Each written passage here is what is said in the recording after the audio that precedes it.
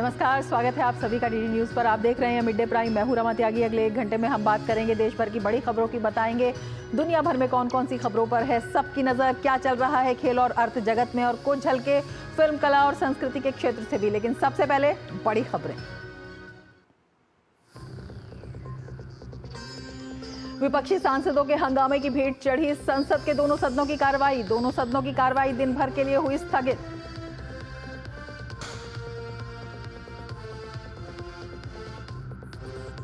आज से शुरू हुआ राष्ट्रीय बाल विवाह मुक्त भारत अभियान। बाल विवाह मुक्त भारत पोर्टल भी हुआ लॉन्च।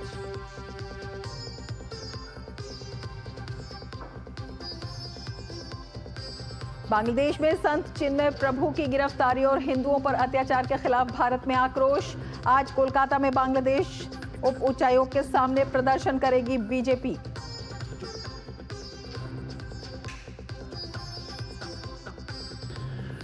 इजराइल हिजबुल्लाह के बीच 60 दिन का संघर्ष विराम लागू। संयुक्त राष्ट्र ने किया फैसले का स्वागत। नेतन्याहू ने कहा, अगर हिजबुल्लाह ने तोड़ा समझौता तो होंगे हमले।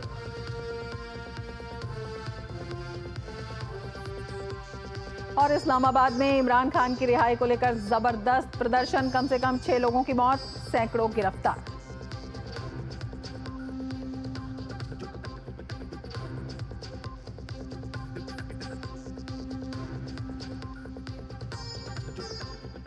लेकिन समाचार विस्तार से शुरुआत करते हैं संसद की कार्रवाई से। संसद में कामकाज के लिहाज से शीतकालीन सत्र का आज दूसरा दिन है। पहले दिन की तरह ही आज के दिन भी शुरुआत विपक्ष के हंगामे के साथ हुई। हंगामे के कारण राज्यसभा की कार्यवाही दिन भर के लिए स्थगित कर दी गई। विपक्ष ने अदानी और संभल मुद्दे पर नियम 267 के तहत चर्चा की मांग को लेकर हंगामा किया। सभापति ने नियमों का हवाला देकर सदन को चलाने के लिए विपक्ष से आग्रह किया, लेकिन विपक्ष अपनी मांग पर अड़ा रहा। लिहाजा सदन की कार्रवाई पूरे दिन के लिए स्थगित करनी पड़ी। तो विपक्ष के हंगामे के कारण बुधवार को लोकसभा की कार्रवाई शुरू होने के कुछ ही मिनटों के भीतर पहले 12 बजे तक फिर पूरे दिन के लिए स्थगित कर दी गई। सदन की कार्रवाई आरंभ होने के साथ ही कांग्रेस के सदस्य अपने स्थान पर खड़े हो गए और अदानी समूह से जुड़े मामले को उठाने का प्रयास करने लगे। कुछ सदस्य कार्य स्थगन के नोटिस का भी उल्लेख करते सुने गए। सपा सदस्यों ने संभल की घटना को उठाने का प्रयास किया। लोकसभा अध्यक्ष ओम बिरला ने विपक्षी सदस्यों की नारेबाजी के बीच प्रश्नकाल शुरू कराया। कांग्रेस और सपा के कई सदस्य आसन के निकट पहुंचकर नारेबाजी करने लगे। लोकसभा अध्यक्ष ओम बिरला ने आसन के निकट पहुंचकर नारेबाजी कर रहे विपक्षी सदस्यों से अपने स्थान पर जाने और प्रश्नकाल चलने देने की अपील की। उन्होंने अरुण गोविल का उल्लेख करते हुए कहा कि वो पहली बार प्रश्न पूछ रहे हैं, ऐसे में सदन की कार्यवाही चलने दी जाए। हालांकि हंगामा नहीं थमा और विपक्षी सदस्यों की नारेबाजी जारी रही। लोकसभा अध्यक्ष ने नारेबाजी कर रहे विपक्षी सदस्यों से प्रश्नकाल चलने देने का आग्रह किया, लेकिन विपक्षी सदस्यों की ओर से हंगामा जारी रहा, जिस कारण लोकसभा स्थगित कर दी गई। लोकसभा अध्यक्ष ने विपक्षी सदस्यों से कहा कि वो नियोजित तरीके से सदन की कार्यवाही में गतिरोध पैदा करना चाहते हैं।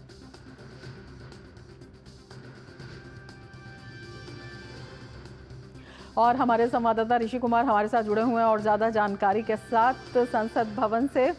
ऋषि, अगर देखा जाए जिस तरह से विपक्ष हंगामा कर रहा है और शुरुआत से ही, तो जिस तरह से ये आशंका जताई जा रही है कि एक नियोजित तरीके से विपक्ष जो है चाहता है कि सदन ना चले, वो साफ होता हुआ दिखाई देता है।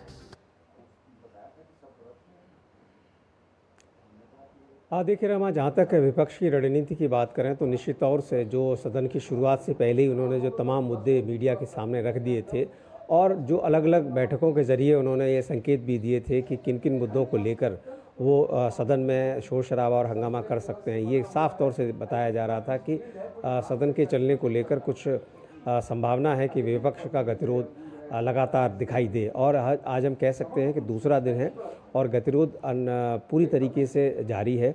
और अगर हम दोनों ही सदनों में देखें तो आज कामकाज बेहद प्रभावित हुआ। ख़ास तौर से शुरुआत करें अगर हम राज्यसभा से, तो राज्यसभा में विपक्ष की तरफ से 18 नोटिस कार्य स्थगन प्रस्ताव के थे, जो कहीं से भी कराना सभापति के लिए संभव नहीं था, क्योंकि अगर एक नोटिस को लिया जाता है तो दूसरे नोटिस पर शोर शराबा और हंगामा हो सकता है। तो उन्होंने साफ कहा कि अभी भी अगर हम पुराने जितने भी रिकॉर्ड्स को देखें तो कार्य स्थगन प्रस्ताव सेकंड डिजिट में अभी तक नहीं देखे गए हैं। बावजूद इसके 18-18 नोटिस अगर विपक्ष की तरफ से आ रहे हैं तो उनकी मंशा को बताता है। क्योंकि अगर विपक्ष किसी एक मुद्दे पर सहमत होकर किसी एक मुद्दे पर चर्चा को आगे बढ़ाने की कोशिश करे तब भी समझ में आता है कि कोई एक मुद्दा है, लेकिन अलग अलग मुद्दों पर कार्य स्थगन का नोटिस देना ये विपक्ष की रणनीति का हिस्सा है। और इसी वजह से उन्होंने सभी नोटिस को खारिज करते हुए कहा कि आपके पास पूरा अवसर है, जिन जिन मुद्दों पर आपने नोटिस दिए हैं उन सभी पर शून्यकाल के दौरान आप अपने जो मुद्दे हैं उनको उठा सकते हैं, आपको बोलने का अवसर देंगे, लेकिन आप नियमों का पालन करते हुए सदन की कार्यवाही को चलने दें। ऐसा नहीं होने पर पहले सभापति ने कोशिश की कि 11:30 बजे तक सदन को स्थगित करके दोबारा चलाया जाए, लेकिन फिर से वही सीन दिखाई दिया और उसमें समाजवादी पार्टी और कांग्रेस के सांसद, चाहे वो आम आदमी पार्टी के हों, डीएमके के हों, सभी लोग अलग अलग मुद्दों को लेकर शोर शराबा हंगामा करते हुए दिखे, जिस वजह से राज्यसभा की कार्यवाही कल तक के लिए स्थगित करनी पड़ी। वही स्थिति लोकसभा में देखी गई। पहले सदन को 12 बजे तक के लिए स्थगित करना पड़ा और 12 बजे जैसे ही आगे कार्रवाई बढ़ाने की कोशिश की गई तो लोकसभा अध्यक्ष के जैसे कि आपने भी बताया, उनके आसन के करीब आकर नारेबाजी करने लगे। खासतौर से समाजवादी पार्टी के जो सांसद हैं वो, उनका जो यहाँ पर आरोप है कि जो राज्य सरकार है उनकी तरफ से भेदभाव किया जा रहा है, लेकिन जो वहाँ की वस्तु स्थिति है उसको पुलिस ने कई बार मीडिया के सामने रखा है और उसमें जो लोग दोषी हैं उन्हीं के खिलाफ कार्रवाई की जा रही है और वो नोटिस कर रहे हैं कि किस माध्यम से उनको आइडेंटिफाई किया जाए। और इसमें जो पुलिस ने अब तक बताया है कि उनके खिलाफ कार्रवाई की जा रही है जो कि कैमरे के में साफ तौर से देखे जा रहे हैं। तो अब दोनों तरफ से आरोप प्रत्यारोप दिखाई दे रहे हैं, लेकिन विपक्ष में खासतौर से समाजवादी पार्टी का लोकसभा में हंगामा ज़्यादा देखने को मिल रहा है। राज्यसभा में उनकी रणनीति के तहत उस तरीके का हंगामा देखने को नहीं मिला, वहाँ पर दूसरे सांसदों की तरफ से। तो मुझे लगता है अलग अलग सदनों में अलग अलग तरीके की रणनीति बनाकर इस तरीके का गतिरोध उत्पन्न किया जा रहा है। बिल्कुल ऋषि, जिस तरह से आप बता रहे हैं कि दोनों ही सदनों में बेहद महत्वपूर्ण कामकाज और जो मुद्दे उठाए जा रहे हैं, चाहे संभल की बात हो जहाँ पर स्थिति अब लगातार सुधरती जा रही है। अगर सपा के हंगामे की बात करते हैं तो सपा के 2 सांसदों के नाम उसके अंदर हैं और दूसरा अगर अडानी मुद्दे की भी बात करते हैं तो जिस तरह से कार्रवाई चल रही है वो सबके सामने है उस पर। और किसी भी मुद्दे पर अगर कहीं गतिरोध होता है तो उसको उठाने का एक तरीका होता है, सदन की कार्यवाही ही ना चलने दी जाए या इतना हंगामा मचाया जाए। ये किस तरह की रणनीति को दिखाता है?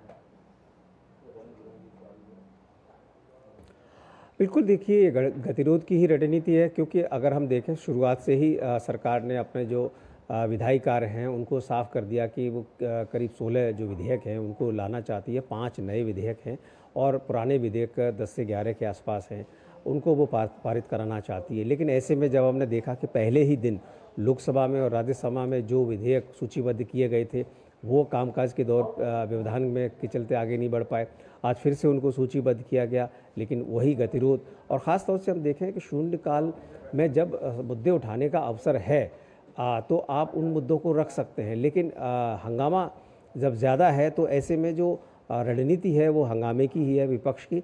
लेकिन सरकार की अब देखना होगा कि किस तरीके से आगे बढ़ती है, क्योंकि लगातार जब गतिरोध होगा, क्योंकि हम जानते हैं कि शीतकालीन सत्र में मात्र 19 दिन जो कार्य दिवस के रूप में हैं और उनमें से अगर 2-3 दिन शुरुआत में ही खराब होते हैं, अब देखना होगा कि क्या शुक्रवार तक कोई रणनीति बन पाती है जिससे कि सदन चल पाए, क्योंकि विधायी कार्यों को आगे बढ़ाना सरकार की ज़रूरत है और लोगों के लिए जो उनके ज़रूरत भी है और लोकहित के लिए भी ये बेहद ज़रूरी है। ऋषि, आप नज़र बनाए रखें। अगर सरकार जी ऋषि, शुक्रिया पूरी जानकारी के लिए।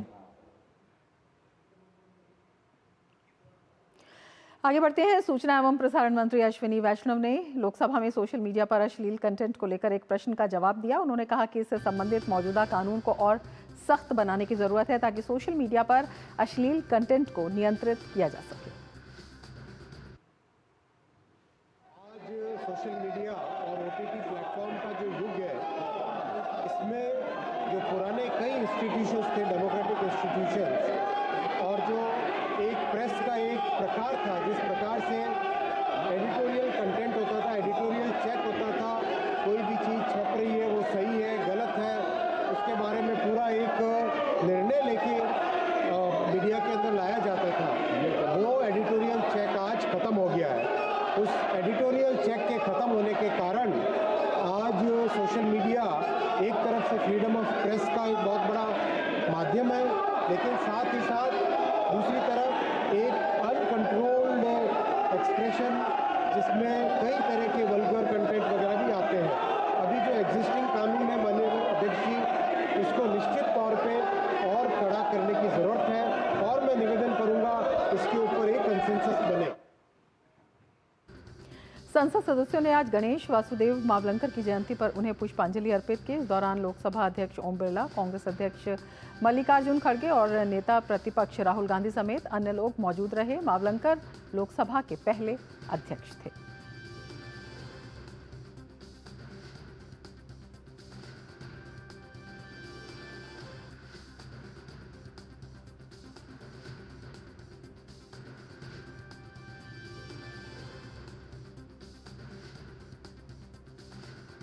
जाने माने कारोबारी गौतम अडानी और उनके भतीजे सागर अडानी पर लगे आरोपों को अडानी समूह ने सिरे से खारिज कर दिया है। अडानी समूह ने एक बयान में कहा है कि गौतम अडानी और उनके भतीजे पर रिश्वतखोरी का कोई आरोप नहीं है।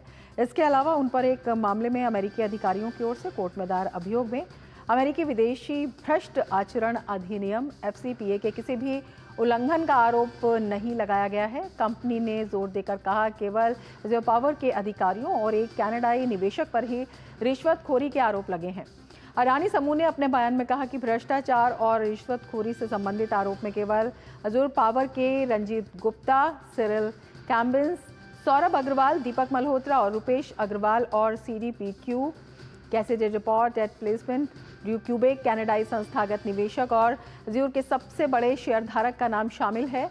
बयान में कहा गया है कि अडानी समूह के किसी भी अधिकारी का नाम इसमें नहीं है। अडानी समूह ने सभी आरोपों से इनकार करते हुए कहा है कि वो अपने बचाव के लिए हर संभव कानूनी कदम उठाएंगे। कंपनी ने यह भी कहा है कि अभियोग में किसी भी जुर्माने या दंड को लेकर कुछ भी स्पष्ट नहीं किया गया है।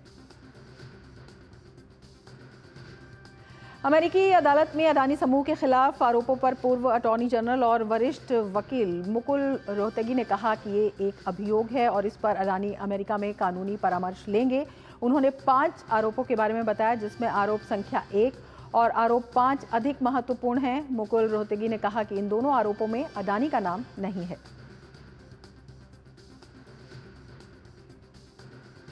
When you look at a charge sheet, you have to be specific to say that so and so has done such and such act, so and so has bribed certain individuals, because this is a charge sheet alleging that these people, including Adanis, have bribed Indian officials in Indian entities relating to supply and purchase of power.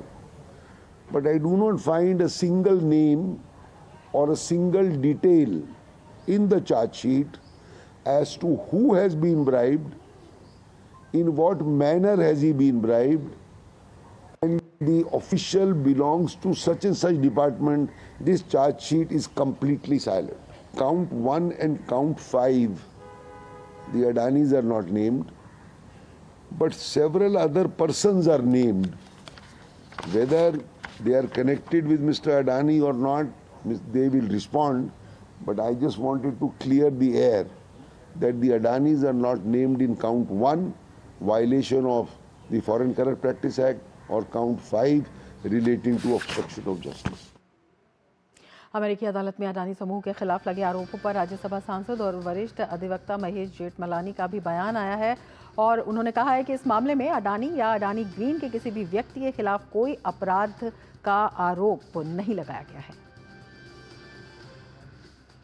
Alleged in the indictment against any of the Adanis or Adani Greens. Please remember that the whole issue is about issuing of bonds in the US by Adani Greens. The alleged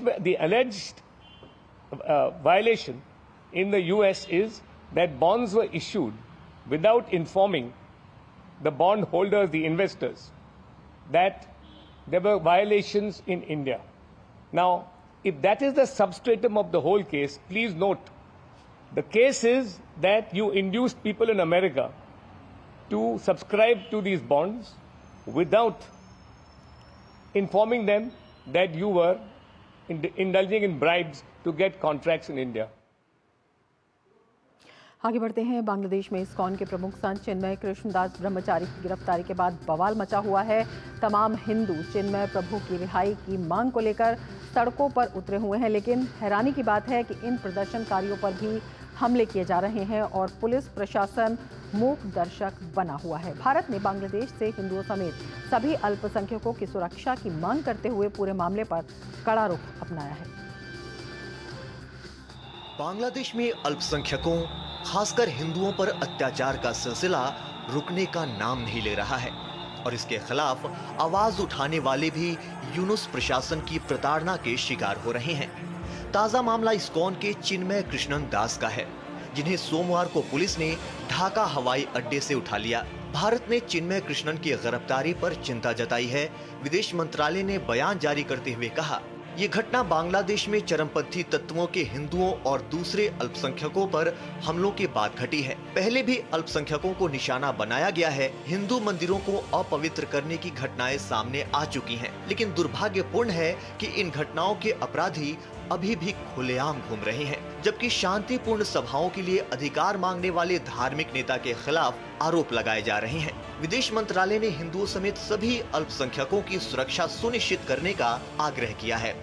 चिन्मय कृष्णदास को मंगलवार को अदालत ने न्यायिक हिरासत में भेज दिया। दरअसल 31 अक्टूबर को चटगांव में उनके खिलाफ मामला दर्ज किया गया था। उन पर आरोप है कि उन्होंने अल्पसंख्यकों के अधिकार की मांग को लेकर आयोजित रैली में बांग्लादेश के राष्ट्रीय ध्वज का अपमान किया। हालांकि उन्होंने इन आरोपों से इनकार करते हुए रैली में शामिल होने की वजह से निशाना बनाए जाने की बात कही है। उनकी गिरफ्तारी के खिलाफ बांग्लादेश के अलग अलग हिस्सों में जबरदस्त विरोध प्रदर्शन चल रहा है। इस दौरान पुलिस ने प्रदर्शनकारियों पर जमकर लाठियां भाजी हैं। वहीं बीएनपी और जमात के कार्यकर्ताओं ने भी प्रदर्शनकारियों को निशाना बनाया है, जिसमें कम से कम 50 लोगों के घायल होने की खबर है। इस बीच इस्कॉन ने भी चिन्मय प्रभु की गिरफ्तारी पर चिंता व्यक्त की है और उन पर लगाए गए सभी आरोपों को बेबुनियाद और अपमानजनक बताया है। उन्होंने भारत सरकार से मामले में तत्काल हस्तक्षेप करने की मांग की है।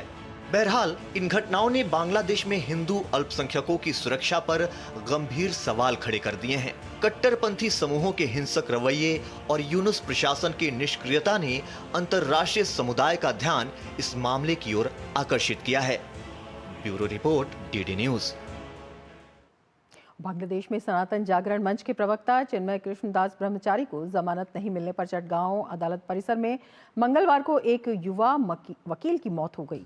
दरअसल चिन्मय प्रभु को न्यायिक हिरासत में भेजने के अदालती आदेश के खिलाफ उनके अनुयायी प्रदर्शन कर रहे हैं, जिन्हें नियंत्रित करने के लिए प्रशासन ने लाठीचार्ज किया। इस दौरान पुलिस और समर्थकों के बीच झड़प भी हुई, जिसमें वकील सैफुल इस्लाम गंभीर रूप से घायल हो गया और बाद में उसकी मौत हो गई। बांग्लादेश की अंतरिम सरकार के प्रमुख प्रोफेसर मोहम्मद यूनुस ने वकील की मौत की निंदा करते हुए जांच के आदेश दे दिए हैं। साथ ही लोगों से शांति बनाए रखने और किसी भी अप्रिय गतिविधि में भाग न लेने का आग्रह किया है। आपको बता दें कि सनातन जागरण मंच के प्रवक्ता चिन्मय कृष्णदास ब्रह्मचारी को देशद्रोह के आरोप में ढाका हवाई अड्डे से गिरफ्तार किया गया था।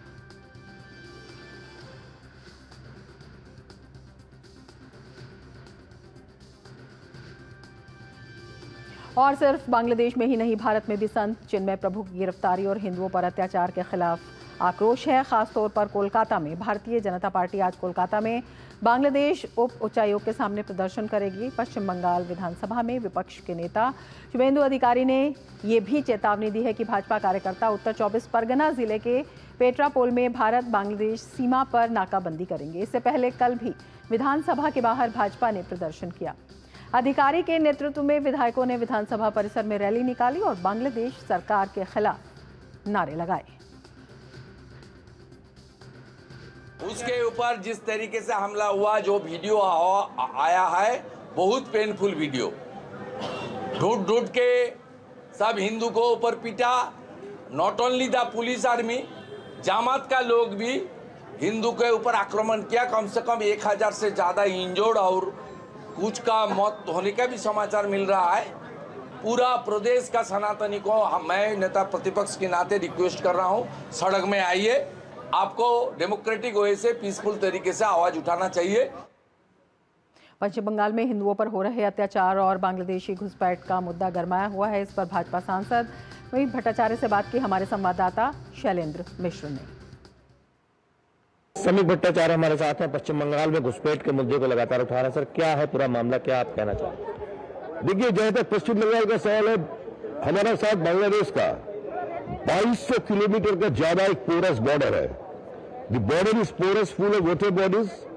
एक किसी संस्था के लिए इस पे घुसपैठ रोकना संभव नहीं है, चाहे वो बीएसएफ हो, चाहे पुलिस हो। तो उसके लिए हम लोग लगातार 1980 से बोल के आए हुए हैं। और काल चिटागांग में जो हुआ, वो स्वामी चिन्मयानंद को गिरफ्तारी के बाद जब लोग प्रोटेस्ट कर रहे थे, उसका ऊपर सिर्फ पुलिस नहीं, सिर्फ सेना नहीं, उस जगह में कुछ धर्मांध कुछ लोग हाथ में तलवार लेकर, लाठी लेकर उसका ऊपर हल्ला बोल दिया।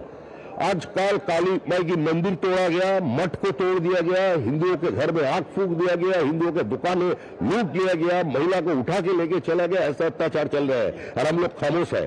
इतना अत्याचार जो हो रहा है, पश्चिम बंगाल का जो मुख्यमंत्री ममता बनर्जी जो सबसे आगे है इस मामले में, इस पोलराइजेशन पॉलिटिक्स में, वो आज खामोश है। क्यों खामोश है? यही तो हम लोगों को कह रहे हैं कि जो लोकल पुलिस है उसका सहयोग नहीं मिल रहा है। सेंट्रल लोकल पुलिस का सहयोग मिलेगा। सेना, पुलिस और जितना जमाती है इकट्ठा होकर लोगों का ऊपर आक्रमण कर रहे हैं। पुलिस पीट रहे हैं हिंदुओं को, पुलिस लूट रहे हैं। वो कोई लॉ एंड ऑर्डर बोलकर कुछ चीज नहीं है। There is a total anarchy. मुद्दे को उठाएंगे क्या?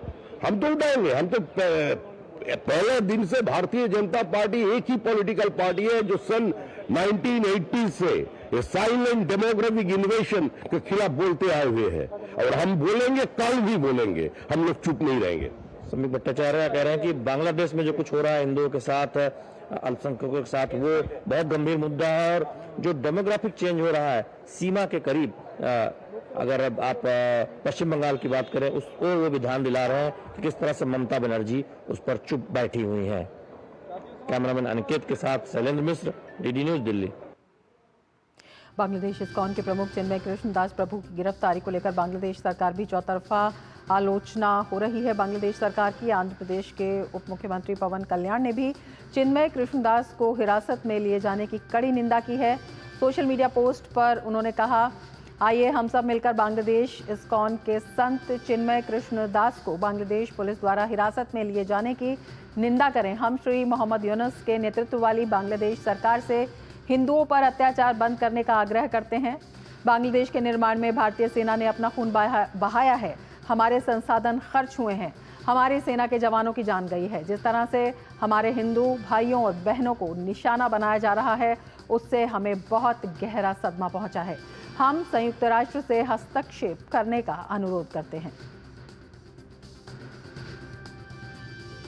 वहीं दिल्ली के पूर्व मुख्यमंत्री अरविंद केजरीवाल ने भी बांग्लादेश में संत चिन्मय कृष्ण दास को हिरासत में लिए जाने की कड़ी निंदा की है। सोशल मीडिया में अपने संदेश में केजरीवाल ने कहा कि बांग्लादेश में अन्यायपूर्ण तरीके से गिरफ्तार किए गए संत चिन्मय कृष्ण दास जी के साथ पूरा देश एकजुटता के साथ खड़ा है। तो हर तरफ से चौतरफा निंदा हो रही है। जिस तरह से बांग्लादेश में अल्पसंख्यकों पर हमले हो रहे हैं और हिंदू आस्था पर जिस तरह से लगातार चोट की जा रही है, उसके खिलाफ लगातार जो रोष है वो प्रकट किया जा रहा है।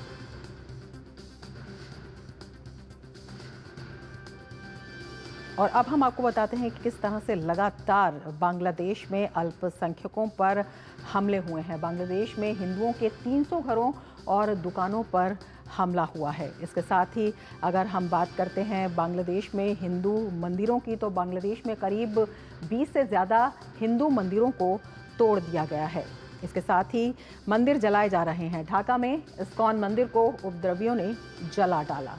तो ये बर्बरता का एक आलम है जो दिखाई दे रहा है। ढाका में ही दंगाइयों ने काली मंदिर को भी तोड़ दिया। तो तमाम जो मंदिर हैं उनके खिलाफ बांग्लादेश में अल्पसंख्यकों पर 2000 से ज़्यादा हमले भी हुए हैं अब तक। और बांग्लादेश में दुर्गा पूजा के दौरान हिंसा की 35 घटनाएं हुई हैं। लगातार ये जो घटनाएं बढ़ती जा रही हैं, 2 हिंदू पार्षदों की पीट कर वहां पर हत्या कर दी गई और संयुक्त राष्ट्र के मुताबिक पिछले कुछ महीनों में बांग्लादेश में 650 लोगों की मौत हुई। बांग्लादेश में हिंदुओं एवं उनकी आस्था के खिलाफ जो लगातार हालिया हमले हुए हैं, उसके बारे में भी हम आपको बताते हैं। बांग्लादेश में हिंदू मंदिर पंडाल पर हमले की 2 बड़ी घटनाएं सामने आई हैं और ये 2 बड़ी घटनाएं जो हैं, इनमें पहली घटना ढाका के तांती बाजार में हुई, जब एक शख्स ने दुर्गा पंडाल में बम फेंका और इसमें 5 लोग घायल हो गए। दूसरी घटना बांग्लादेश के जशेश्वरी मंदिर से मां काली का मुकुट चोरी हो गया और ये सोने की परत चढ़ा चांदी का मुकुट था जो चोरी कर लिया गया। तो ये लगातार आस्था पर प्रहार हो रहा है। मीडिया रिपोर्ट्स की माने उनके मुताबिक बांग्लादेश में 1 अक्टूबर से दुर्गा पूजा समारोह के दौरान लगभग 35 से ज़्यादा हमले के जो मामले हैं वो सामने आए हैं। और अगर हम बात करते हैं 14 अक्टूबर 2024 की, तो पुराने ढाका इलाके में दुर्गा पूजा के समापन के बाद मूर्तियों का विसर्जन करने जा रहे हिंदू समुदाय पर छत से बदमाशों ने ईंट और पत्थर फेंके। तो लगातार इस तरह की घटनाएं सामने आ रही हैं। लगातार इस तरह से जो वहाँ की रिपोर्ट्स आ रही हैं वो अपने आप में काफ़ी चिंताजनक है कि किस तरह से वहाँ पर आस्था पर प्रहार हो रहा है, किस तरह से जो हिंदू अल्पसंख्यक हैं उनको लगातार वहाँ पर परेशान किया जा रहा है और उनके ऊपर जो लगातार अत्याचार की घटनाएं हैं वो सामने आ रही हैं। हमारे साथ हमारे संवाददाता जुड़े हुए हैं और कोलकाता से प्रसन्नजीत बख्शी हमारे साथ जुड़े हुए हैं और हमारे साथ नवल सिंह परमार भी जुड़े हुए हैं। प्रसन्नजीत, आपके पास आना चाहेंगे, आपसे जानना चाहेंगे कि क्या कुछ स्थिति वहाँ पर आप देख रहे हैं? और देखिए रमा, पहली बात तो मैं ये बता दूं कि अभी भी बंगाल में भारतीय जनता पार्टी की तरफ से और कुछ सनातनी संगठन की तरफ से जो कुछ भी आवाज उठाया गया, इसके अलावा राजनीति के हिसाब से अगर बताए तो चाहे वो वाम मोर्चे की बात करे, चाहे कांग्रेस की बात करे या तृणमूल कांग्रेस की बात करे, इनकी तरफ से बांग्लादेश की जो स्थिति है पिछले कई दिनों की, इसके बारे में कोई बयान नहीं है, कुछ नहीं है, ना कोई प्रदर्शन। प्रसन्नजीत, नवल सिंह परमार भी हमारे साथ जुड़े हुए हैं फोन लाइन पर बांग्लादेश से, उनसे जान लेते हैं। नवल सिंह, आपसे जानना चाहेंगे वहां पर इस वक्त किस तरह की स्थिति देख रहे हैं? तनाव बना हुआ है लगातार? जी, कल जैसे चिन्मयी प्रभु को बेल नहीं देने का आदेश आया, उसके बाद जो उनके समर्थकों और पुलिस के बीच में जो झड़पें हुई, उसी दौरान एक जूनियर एडवोकेट का डेथ हो गया। तो उसके बाद जो यहाँ का वो एडवोकेट है वो मुस्लिम कम्युनिटी से है, तो मुस्लिम जो संगठन है और कुछ पार्टियां हैं, उन्होंने सरकार के ऊपर काफ़ी दबाव बनाया, काफ़ी स्टेटमेंटबाजी हुई है और उसके चलते प्रोफेसर मोहम्मद यूनुस ने शीघ्र कार्रवाई के आदेश दिए इन्वेस्टिगेशन के। और कल रात को, अभी जो ताज़ा जानकारी मिल रही है उसके हिसाब से, कल रात को 30 लोगों को हिरासत में लिया गया है। अभी उनके नाम वगैरह डिस्क्लोज नहीं किए गए हैं, लेकिन माना जा रहा है कि वो माइनॉरिटी कम्युनिटी से हो गए, क्योंकि जो जिसका डेथ हुआ है जूनियर एडवोकेट, वो मुस्लिम पर्सन है। तो उनका डिमांड था कि उसका जो डेथ में जो जिम्मेदार है, जो भी लोग हैं, उसको गिरफ्तार किया जाए। तो एक तो ये डेवलपमेंट है। दूसरा ये डेवलपमेंट है कि कोई एक वकील ने ढाका हाईकोर्ट में याचिका दायर की है और उनका मांग है कि इस्कॉन को एक प्रतिबंधित ऑर्गेनाइजेशन डिक्लेयर किया जाए, उग्रवादी संगठन डिक्लेयर करके प्रतिबंध किया जाए।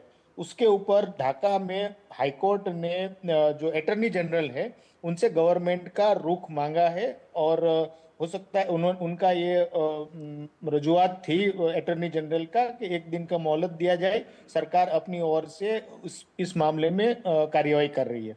तो ये बड़ा दो डेवलपमेंट है। दूसरा, दोनों तरफ से देखा जाए तो चिन्मय प्रभु को अरेस्ट करने की वजह से जो हिंदू सनातनी लोग हैं उनके जो काफ़ी इमोशनली आहत हुए हैं और काफ़ी सारे शहरों में, ढाका समेत चट्टगोंग, कॉक्स बाजार, रंगपुर, राजशाही और जेसोर वगैरह में रैली मार्च वगैरह लोग निकाल रहे थे। कल भी था, आज भी उनका डिमांड यही है, उनको जल्द से जल्द रिहा किया जाए। उसके साथ साथ ये एडवोकेट के डेथ की वजह से मुस्लिम संगठन भी और कुछ पार्टियां भी अपना डिमांड बढ़ाए हुए हैं और वो भी मोर्चा रैली वगैरह, ढाका यूनिवर्सिटी में भी कल प्रदर्शन रात को हुआ कि इस्कॉन के खिलाफ प्रदर्शन हुआ कि इस्कॉन को बैन किया जाए, उस टाइप का। तो कुल मिला के मामला जो है दोनों तरफ से काफी चार्ज है। सरकार, जैसे कोई पैनलिस्ट ने बताया कि जो लॉ एंड ऑर्डर का सिचुएशन जो है बांग्लादेश में बहुत ही खराब है। पुलिस का पकड़ जो है काफी शिथिल है। 5 अगस्त के बाद पुलिस का पकड़ जो है लॉ एंड ऑर्डर की यही एक बड़ा सिचुएशन सवाल है कि पुलिस की जो पकड़ है वो इतनी शिथिल वहां पर क्यों है। आप जुड़े रहिए हमारे साथ प्रोफेसर संजय भारद्वाज भी जुड़ चुके हैं school of international studies JNU से। प्रोफेसर संजय भारद्वाज, बहुत स्वागत है आपका हमारे इस कार्यक्रम में। सबसे पहला सवाल आपसे यही करना चाहेंगे कि जिस तरह से चिन्मय प्रभु पर आरोप लगा, गिरफ्तारी हुई, उसके बाद उन्हें जमानत नहीं दी गई, तमाम ये जो घटनाक्रम है, जिस तरह से वहां पर हिंदू अल्पसंख्यकों पर लगातार जो है अत्याचार की या आस्था पर प्रहार की खबरें सामने आ रहे हैं, उसी की एक अगली कड़ी के रूप में देखते हैं। देखिए, निश्चित रूप से आप बिल्कुल सही बात कहा कि जो बांग्लादेश में जो माइनॉरिटी कम्युनिटी है, हिंदू हैं या बुद्धिस्ट हैं, उन पे अत्याचार का एक अपना इतिहास रहा है।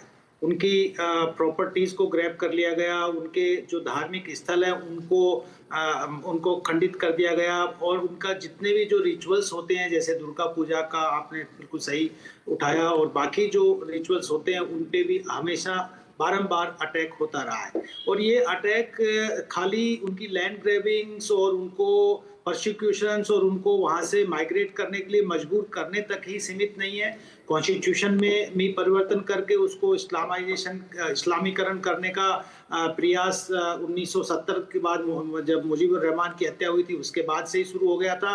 और उसके बाद जब जब मौका मिलता है, 2001 से 2006 के बीच में जब बीएनपी जमात सत्ता में थी, उस वक्त आतंकवाद और कट्टरवाद का बहुत बड़ा बोलबाला था, और उसमें जो सबसे बड़ा विक्टिम होता है वो वहाँ की हिंदू कम्युनिटी होती है, जो माइनॉरिटी कम्युनिटी है।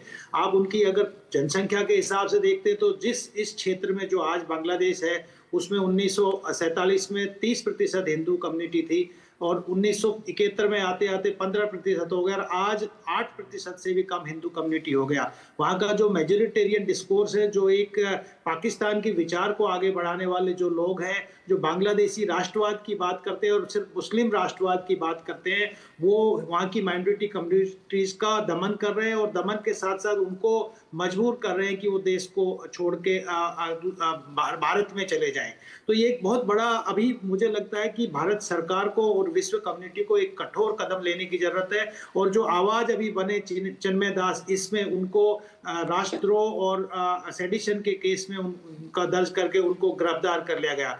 कुल 18 लोगों को इसमें सेडिशन केस बनाए हैं, और इनके साथ बाकी लोग जो है वो लोग हैं जो डेमोक्रेसी की बात करते हैं, सेकुलरिज्म की बात करते हैं, इंक्लूसिव सोसाइटी, बंगाली जो अस्मिता थी, जो 1971 में जो लोगों ने सेक्रीफाइस करके बांग्लादेश को आज़ाद कराया था, उन लोगों की अस्मिता पे सीधा सीधा अटैक करके अब राष्ट्रों का मुकदमा दायर करके इस तरीके की बातें जो की जा रही है, वो बांग्लादेश के लिए बांग्लादेश के लिए नहीं, पूरे दक्षिणी एशिया के लिए एक चिंता का विषय बना हुआ है। तो मुझे लगता है कि भारत सरकार को एक कड़ा रुख अपनाना चाहिए। और बड़ी शर्म की बात है कि जो हमारा बॉर्डरिंग स्टेट है वेस्ट बंगाल में, उसमें तृणमूल की जो सरकार है, ममता बनर्जी, इस बात पे शांत है। वो मुसलमानों की बातें तो करती है और वहाँ की राजनीति करती है, लेकिन वो हिंदुओं पे जिस तरीके के अत्याचार बांग्लादेश में हो रहे हैं उसको सख्ताई के साथ उनको भी स्टेटमेंट देना चाहिए, और वहाँ की जनता को सिक्योरिटी का इंश्योर करना चाहिए।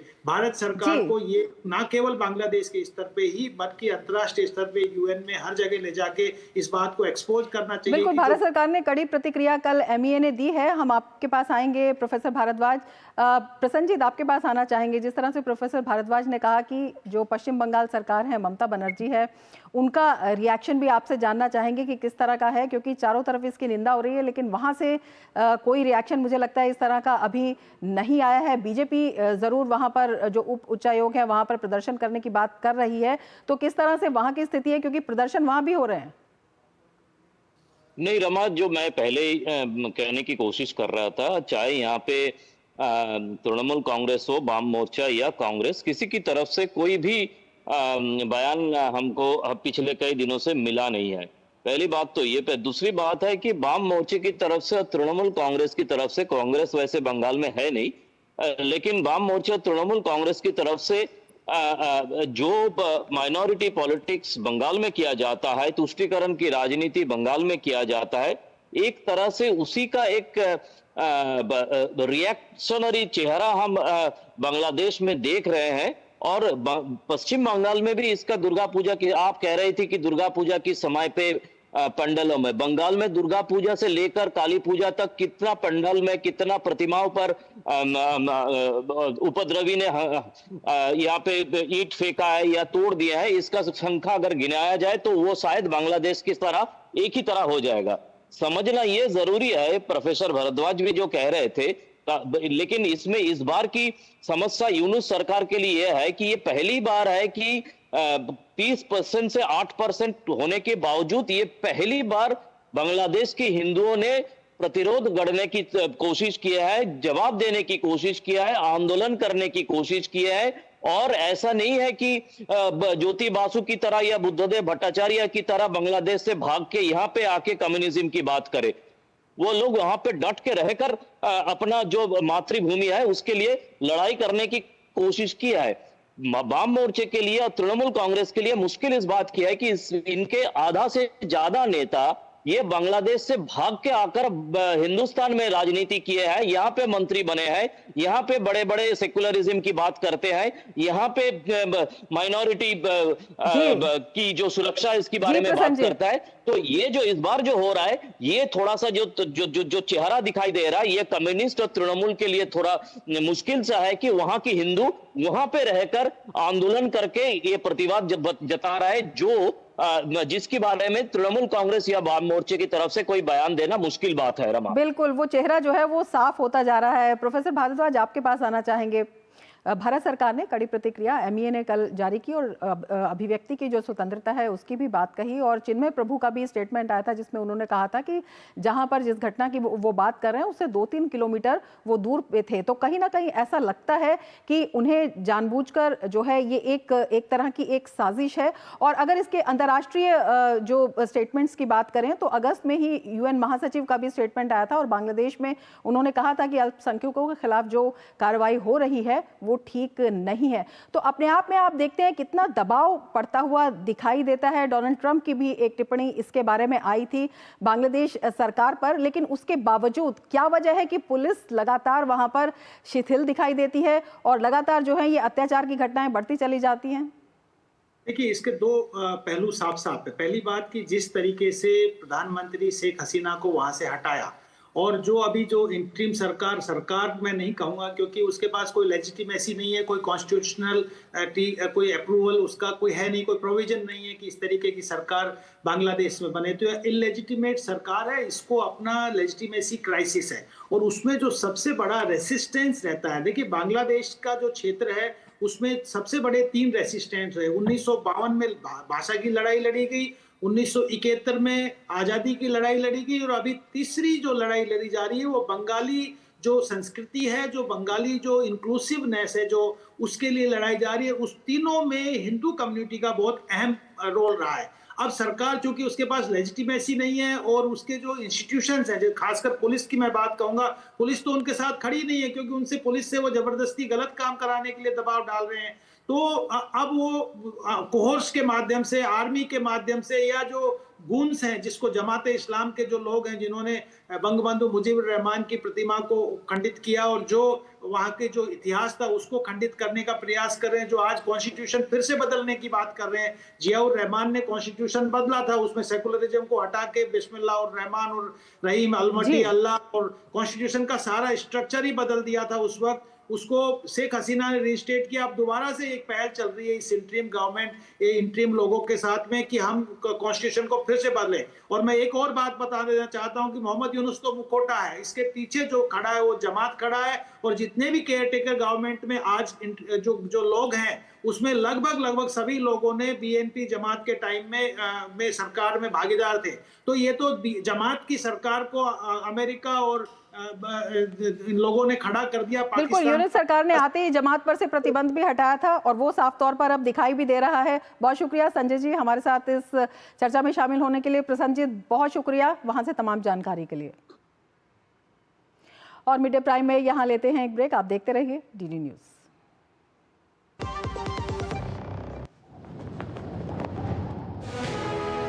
संविधान के पवित्र ग्रंथ के आगे शीश झुकाया, संविधान के मूल्यों को अपनी सभी योजनाओं के मूल में रखा। प्रधानमंत्री नरेंद्र मोदी ने संविधान की सीख को जन जन तक पहुंचाया। 26 नवंबर को संविधान दिवस के रूप में घोषित किया। संविधान के निर्माता को अभूतपूर्व श्रद्धांजलि अर्पित की। संवैधानिक अधिकारों के साथ ही कर्तव्यों की ओर चलने का भी देश को आह्वान किया। एक देश एक संविधान के संकल्प के साथ जम्मू कश्मीर से धारा 370 हटाई। न्याय आधारित भारतीय दंड संहिता देश को समर्पित की। इसी विजन के साथ आज देश आत्मनिर्भरता से चल पड़ा है विकसित भारत की ओर। संविधान एक्ट 75 के अवसर पर संविधान के प्रति अटूट प्रतिबद्धता दोहराता है देश। बढ़िया है, प्राकृतिक हल्दी, मिर्ची, धनिया। नहीं, मिर्ची, धनिया, हल्दी, MDH।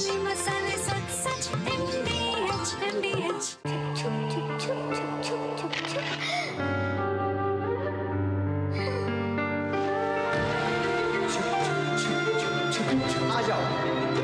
Yes papa. जिंदगी किसी के लिए नहीं रुकती, हम भी आपको कहाँ रुकने देंगे। जिंदगी के हर मोड़ पर LIC है तो इंश्योर्ड है। LIC, हर पल आपके साथ। MDH का किचन किंग किचन में हो तो हम सब कुछ बना सकते हैं। बैंगन का भरता, आलू गोभी, भिंडी मसाला और भी बहुत कुछ। MDH। ब्रेक के बाद फिर से आपका स्वागत है। आगे बढ़ते हैं खबरों में। बाल विवाह मुक्त भारत राष्ट्रीय अभियान का नई दिल्ली में आयोजित एक समारोह के दौरान शुरुआत हो गई। इस मौके पर केंद्रीय महिला एवं बाल विकास मंत्री अन्नपूर्णा देवी समेत कई गणमान्य व्यक्ति उपस्थित रहे। इस अभियान का उद्देश्य देश को बाल विवाह मुक्त बनाने पर ध्यान केंद्रित करना है। केंद्रीय मंत्री अन्नपूर्णा देवी ने इस अभियान को समर्पित एक ऑनलाइन पोर्टल का भी अनावरण किया। ये पोर्टल बाल विवाह के विरुद्ध जागरूकता बढ़ाने, इसकी रोकथाम करने और बाल विवाह की घटनाओं की प्रभावी सूचना देने के अभियान के मिशन से संबंधित एक ऑनलाइन प्लेटफॉर्म है। आपको बता दें कि इस कार्यक्रम में देश के विभिन्न जिलों से बाल विवाह निषेध अधिकारी, नागरिक, सामाजिक संगठन, सभी केंद्रीय मंत्रालयों के सरकारी अधिकारी समेत सम्मानित नागरिकों ने भाग लिया। वहीं लॉन्च कार्यक्रम में केंद्रीय मंत्री अन्नपूर्णा देवी ने बाल विवाह के खिलाफ एक सामूहिक प्रतिज्ञा दिलाई। कार्यक्रम को संबोधित करते हुए अन्नपूर्णा देवी ने इस अभियान के प्रचार प्रसार पर जोर दिया। उन्होंने कहा कि प्रधानमंत्री नरेंद्र मोदी के नेतृत्व में महिलाओं के वित्तीय समर्थन में सरकार की जो प्रतिबद्धता है, उसकी वजह से आज बेटियां और महिलाएं कई क्षेत्रों में नेतृत्व कर रही हैं। भी बताते हैं कि एक साल में लगभग 2 लाख से ज़्यादा बाल विवाहों को रोका भी गया है। इसके साथ साथ संयुक्त राष्ट्र की हालिया रिपोर्ट में भी कहा गया है कि वैश्विक स्तर पर बाल विवाह दरों में सबसे महत्वपूर्ण गिरावट दक्षिण एशियाई देशों में देखी गई है, जिसमें भारत का महत्वपूर्ण योगदान भी है। सामाजिक संगठन, सिविल सोसाइटी द्वारा भी बाल विवाह रोकने की दिशा में सराहनीय कार्य किए जा रहे हैं। उन्होंने कहा कि इस अभियान से समाज में लिंग समानता में और भी सुधार आएगा।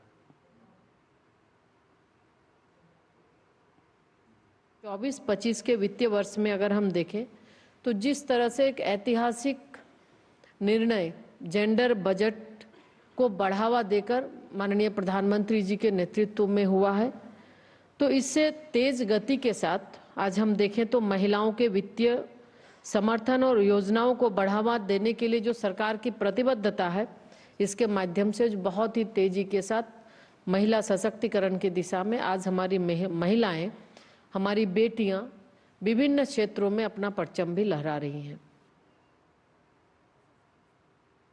आगे बढ़ते हैं। केंद्रीय रेल मंत्री अश्विनी वैष्णव ने केरल में मुख्यमंत्री को पत्र लिखकर कहा कि अगर तकनीकी और पर्यावरणीय मुद्दों को सुलझा लिया जाए तो केरल सरकार की रुकी हुई रेल परियोजनाएं आगे बढ़ सकती हैं। केरल के मुख्यमंत्री पिनराई विजयन को लिखे पत्र में रेलवे की परियोजना को नई उम्मीद देते हुए रेल मंत्री अश्विनी वैष्णव ने कहा कि जो भी तकनीकी और पर्यावरणीय मुद्दे हैं, कृपया उनका शीघ्र समाधान करें ताकि इन परियोजनाओं को भी आगे बढ़ाया जा सके।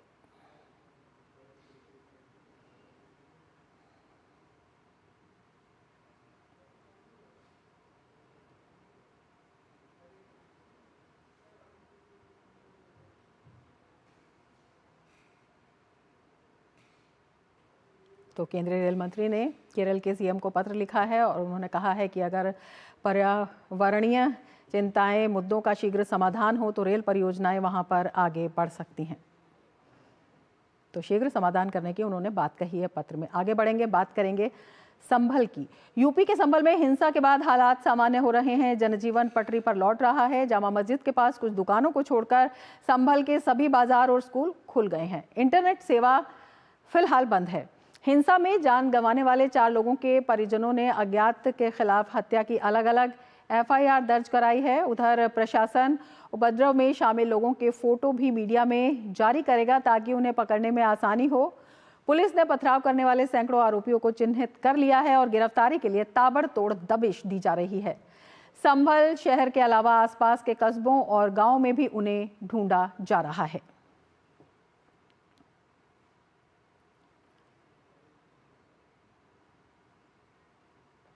संडे को जो इंसिडेंट हुआ था उसके बाद में पुलिस द्वारा एहतियातन तौर पर इंटरनेट है वो शट डाउन करने के लिए रिक्वेस्ट किया था। वो अभी भी कंटिन्यू है, लेकिन उसके अलावा बाकी जितने प्रकार की नॉर्मलसी है वो वापस आ चुकी है। आज स्कूलें भी खुली थी।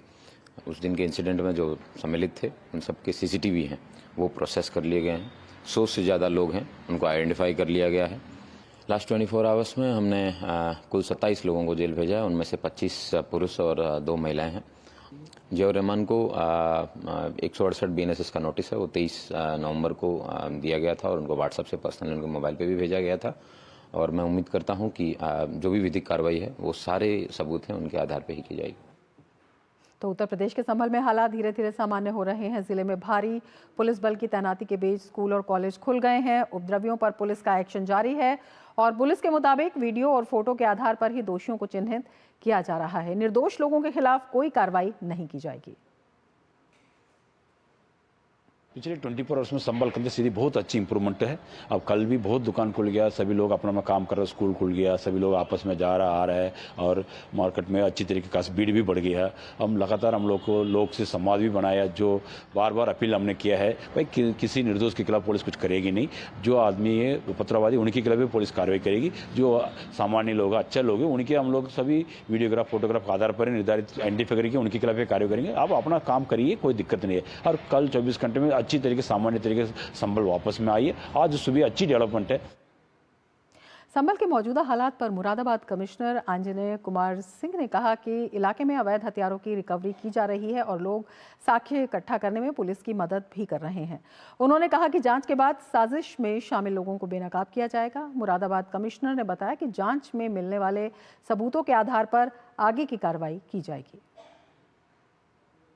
जो भी हमें अवैध हथियार मिले हैं या मिल रहे हैं उनकी रिकवरी की जा रही है। अभी हमें कोई जल्दीबाजी नहीं है कि हम घरों में लोगों के ऊपर प्रेशर डालें या घरों को हम छानबीन करें।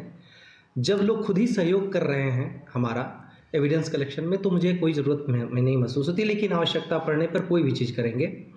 जो समाज विरोधी तत्व हैं उनको चिन्हित जरूर करेंगे, जो उकसाने वाले तत्व हैं उनको भी चिन्हित करेंगे और जो लोग इस साजिश में शामिल हैं उनको भी बेनकाब करेंगे। यहाँ तक जो गुटों का या जातिगत संघर्ष है उसके पहलू पर जैसे साक्ष्य आएंगे, हम जांच कर रहे हैं, जैसे साक्ष्य आएंगे उसके अनुरूप कार्रवाई करेंगे। हम पहले से कोई भी थ्योरी लेके नहीं चल रहे हैं।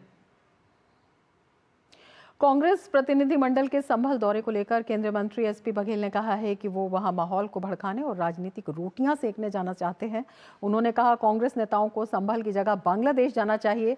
उन्होंने कहा कि बांग्लादेश के हिंदुओं के लिए हमारी पूरी सहानुभूति है। क्यों जाना चाहते हैं?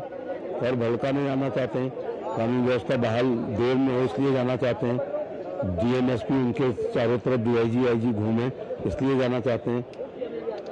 सांप्रदायिक बयान देकर के और स्थिति को एबनॉर्मल करना चाहते हैं। मेरा हमेशा ये कहना है कि जब भी ऐसी घटना हो जांच एजेंसियों को भरपूर अवसर 7-8 दिन देना चाहिए। कानून व्यवस्था जब तक बहाल ना हो जाए तब तक नहीं जाना चाहिए। इतने बड़े नेता जाएंगे तो उनकी सुरक्षा में पुलिस प्रशासन लग जाएगा। जो समाजवादी पार्टी के बड़े नेताओं के घर में जो टीवी चैनल है उसमें केवल संभल दिखाई पड़ता है और जब हमारे हिंदू भाइयों पर अत्याचार बांग्लादेश में होता है तो एक भी बयान भारत के मुसलमानों की संतुष्टिकरण के लिए वो बांग्लादेश सरकार के खिलाफ नहीं देते हैं। हमारे जितने कर्तव्य अपने देश के नागरिकों के लिए है, बांग्लादेश के हिंदू भाइयों के प्रति भी हमारी पूरी सहानुभूति है और वहाँ पर कांग्रेस का डेलीगेशन जाए ना जो संभल जा रहा है। महाराष्ट्र में नई सरकार के गठन और सीएम पद के नाम पर बैठकों का दौर जारी है। इसी मुद्दे पर महाराष्ट्र के पूर्व मुख्यमंत्री और भाजपा सांसद अशोक चव्हाण से बात की हमारे संवाददाता शैलेंद्र मिश्र ने। महाराष्ट्र के पूर्व मुख्यमंत्री अशोक चव्हाण हमारे साथ हैं। सर, इंतजार है कि कब नई सरकार का गठन होगा महाराष्ट्र में? इंतजार की जरूरत नहीं है, ठीक समय पर बनेगी।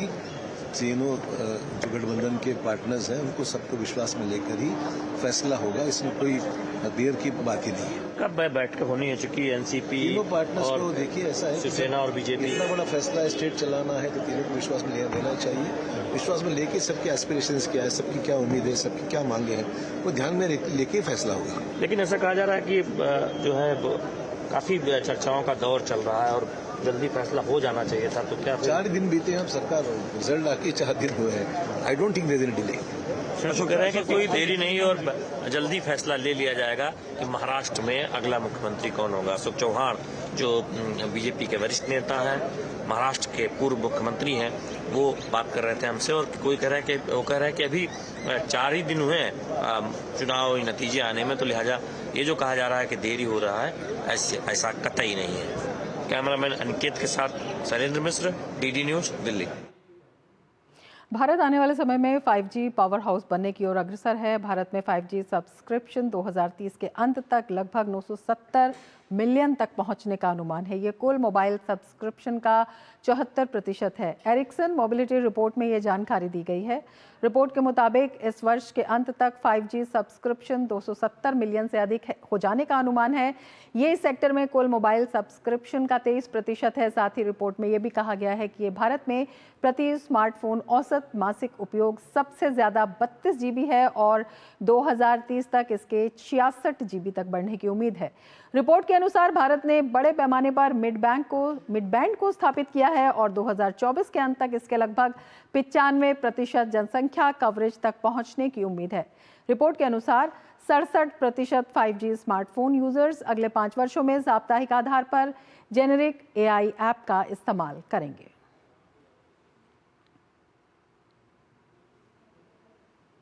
और अब खबर तमिलनाडु से। तमिलनाडु में भारी बारिश और तूफान की चेतावनी दी गई है। इस दौरान मछुआरों ने एहतियातन अपने बोट को तट से दूर रखा हुआ है। समुद्र का पानी काफ़ी नज़दीक आने से लोगों को बोट सड़कों पर लगाने पड़ रहे हैं। आपको बता दें कि तमिलनाडु के नागपट्टिनम शहर के कई हिस्सों में बारिश हुई है। IMD ने 29 नवंबर तक तमिलनाडु के विभिन्न हिस्सों में भारी बारिश की चेतावनी दी है। वहीं मुख्यमंत्री MK स्टालिन ने उच्च स्तरीय बैठक कर हालात का जायजा लिया और भारी बारिश वाले संभावित क्षेत्रों में NDRF और SDRF की टीमों को तैनात करने का निर्देश दिया।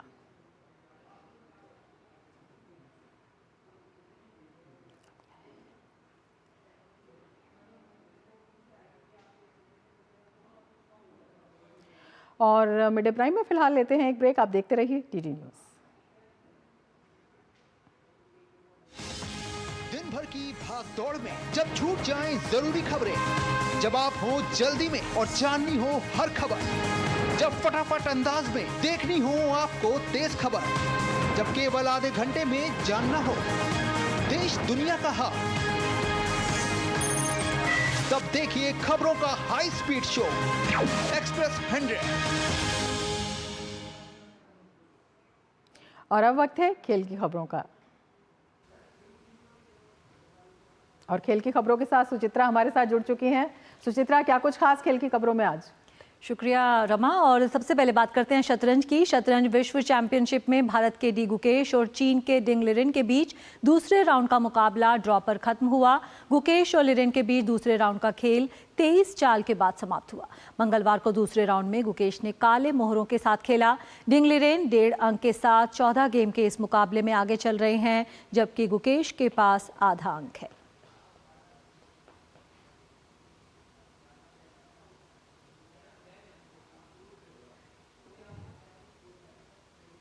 बात हॉकी की। भारत की जूनियर पुरुष हॉकी टीम एशिया कप में आज अपने अभियान का आगाज करेगी। भारतीय टीम अपने पहले मैच में थाईलैंड से भिड़ेगी। इस टूर्नामेंट में भारतीय टीम कोरिया, जापान, चीनी ताइपे और थाईलैंड के साथ ग्रुप ए में है। ये प्रतियोगिता 4 दिसंबर तक चलेगी। वैसे भारतीय टीम का इस प्रतियोगिता में रिकॉर्ड बेहद शानदार रहा है। टीम ने अब तक 4 बार इस टूर्नामेंट का खिताब अपने नाम किया है। भारत ने साल 2004, 2008, 2015 और 2023 में इस प्रतियोगिता का खिताब जीता था। राष्ट्रीय डोपिंग रोधी एजेंसी नाडा ने बजरंग पुनिया को 4 साल के लिए निलंबित कर दिया है। निलंबन के बाद बजरंग प्रतिस्पर्धी कुश्ती में हिस्सा नहीं ले पाएंगे। इसके अलावा वे विदेश में कोचिंग की नौकरी के लिए आवेदन भी नहीं कर पाएंगे। दरअसल बजरंग पुनिया ने राष्ट्रीय टीम के लिए चयन ट्रायल के दौरान 10 मार्च को डोप परीक्षण के लिए अपना नमूना देने से इनकार कर दिया था। नाडा ने टोक्यो खेलों के कांस्य पदक विजेता को इस अपराध के लिए सबसे पहले 23 अप्रैल को निलंबित किया था, जिसके बाद UWW ने भी उन्हें निलंबित कर दिया। नाडा के अनुशासनात्मक डोपिंग पैनल के अनुसार उनकी अयोग्यता उस दिन से शुरू होगी जिस दिन उन्हें अधिसूचना भेजी गई थी। नाडा ने बजरंग को 23 अप्रैल को नोटिस भेजा था। बात बैडमिंटन की। Syed Modi international super 300 badminton tournament आज से शुरू हो गया है। इस प्रतियोगिता में भारत के दिग्गज बैडमिंटन खिलाड़ियों के साथ युवा शटलर भी कोर्ट में नजर आएंगे। प्रतियोगिता के पुरुष एकल में भारत के स्टार शटलर लक्ष्य सेन आज अपने अभियान की शुरुआत करेंगे। लक्ष्य का सामना मलेशिया के सोलेह आदिल से होगा। प्रतियोगिता के पुरुष एकल में ही आज भारत के प्रियांशु राजावत पहले राउंड में उतरेंगे। प्रियांशु का सामना भारत के ही गुलशन कुमार से होगा। भारत के किरण जॉर्ज ने सैयद मोदी इंटरनेशनल टूर्नामेंट में अपने अभियान की शुरुआत जीत के साथ की है। किरण जॉर्ज ने भारत के ही आलाप मिश्रा को शिकस्त दी।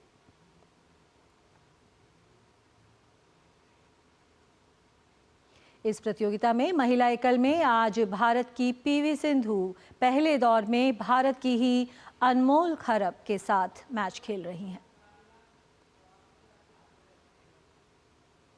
त्रिशा जॉली और गायत्री गोपीचंद की भारतीय जोड़ी ने सैयद मोदी इंटरनेशनल टूर्नामेंट के अगले दौर में प्रवेश कर लिया है।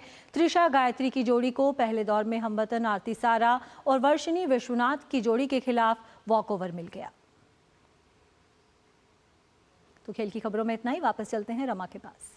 बहुत शुक्रिया सुचित्रा तमाम खबरों की जानकारी के लिए।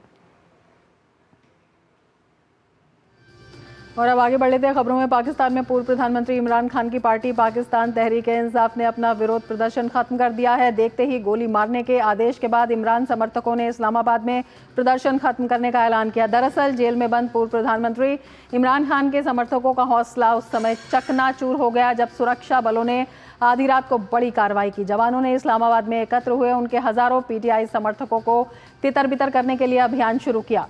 कार्रवाई के चलते समर्थकों को डी चौक और राजधानी के आसपास के जिलों को खाली करने पर मजबूर होना पड़ा। इस दौरान हिंसक झड़पों में कम से कम 6 सुरक्षा कर्मियों सहित 9 लोगों की मौत हो गई।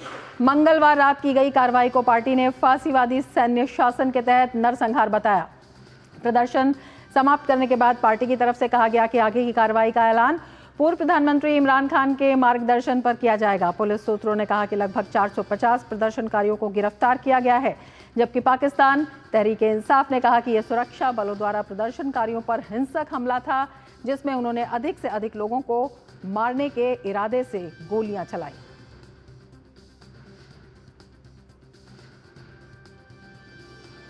देश के सार्वजनिक प्रसारक दूरदर्शन ने OTT प्लेटफॉर्म के क्षेत्र में कदम रखते हुए हाल ही में वेव्स की शुरुआत की है। ये डिजिटल मीडिया और OTT दर्शकों को एक संपूर्ण इंफोटेनमेंट इकोसिस्टम देता है। अगर आपको भी चाहिए फ्री में शानदार कंटेंट तो आज ही डाउनलोड करें। QR कोड के जरिए भी वेव्स ऐप डाउनलोड किया जा सकता है।